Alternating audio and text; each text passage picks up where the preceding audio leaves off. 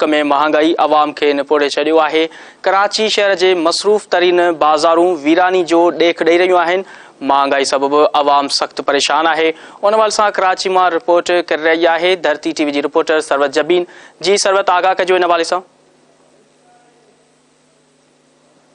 हींअर मां कराची जी मसरूफ़ तरीन मार्केट ज़ैनब मार्केट में बीठी आहियां। तव्हां मुंहिंजे अतराफ़ में ॾिसी था सघो, इलाही सारी जेकी आहे माशाल्लाह कपिड़नि जी वैरायटी नज़र अचे थी, पर हिते मायूं मर्द रश नज़र कोन थो अचे। हिते वेठा जेके दुकानदार आहिनि ऐं जेके गिना चुना जेके ख़रीदार नज़र अचनि, अचो त उन्हनि सां ॻाल्हायूं, पुछूं त जेकी महांगाई वधी वई आहे कराचीअ में, सॼे पाकिस्तान में, त केतिरो असर पए थो उन्हनि ते। ये सब चीजें देख के फिर समझ आती है कि पता नहीं महंगाई फिर कहाँ है महंगाई।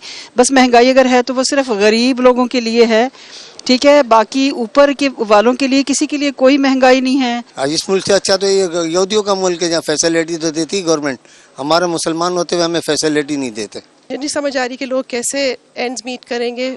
सारी सब्जियां वगैरह फ्यूल की वजह से सब्जियों की प्राइसेस, हर चीज़ की प्राइस बढ़ रही है। अल्लाह ही खैर कर सकता है। आई थिंक अल्लाह में ही बचा सकते हैं। जो लोग बैठे हुए वो तो नहीं बचा रहे हैं हमें, वो तो हमें बेच ही रहे हैं। अल्लाह तवक्कल चल रहे हैं और ये गवर्नमेंट को इस बारे में आवाम के लिए सोचना चाहिए कि आवाम जो रोज़ की कमाने वाले वो मर गया बेचारा। अभी पेट्रोल 251 रुपये लीटर, हर चीज़ महंगी हो गई है, दूध महंगा हो गया है, तो अभी मज़ीद महंगाई की तरफ ही जा रहे हैं, क्योंकि हुकूमत की तरफ से तो कोई मतलब कॉपरेट नहीं है इन सब चीज़ों को लेके, और मज़ीद बुरे हाल की तरफ जाते हुए नज़र आ रहे हैं महंगाई को लेके।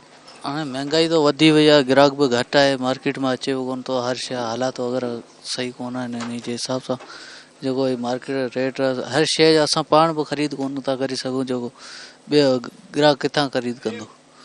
जी मां ॾिठो हिते दुकानदार ऐं जेके ख़रीदार आहिनि हू ॾाढा परेशान आहिनि। इहे जाके जंहिं मार्केट मां बीठी आहियां, ही मसरूफ़ तरीन कराची जी मार्केट आहे ज़ैनब मार्केट, पर हिते माण्हू नज़र ई कोन था अचनि। सभिनीनि खे हिकिड़ो ई गिला आहे, हिकिड़ी कंप्लेन आहे त महांगाई वधी वई आहे। हर शइ में महांगाई, माण्हू कीअं ख़रीद करे, पंहिंजो घर कीअं हलाए, कीअं मतिलबु अॻिते पंहिंजी ज़िंदगी सफ़र करे। कैमरामैन शाहीन सां गॾु सरवत जबीन, धरती टीवी कराची।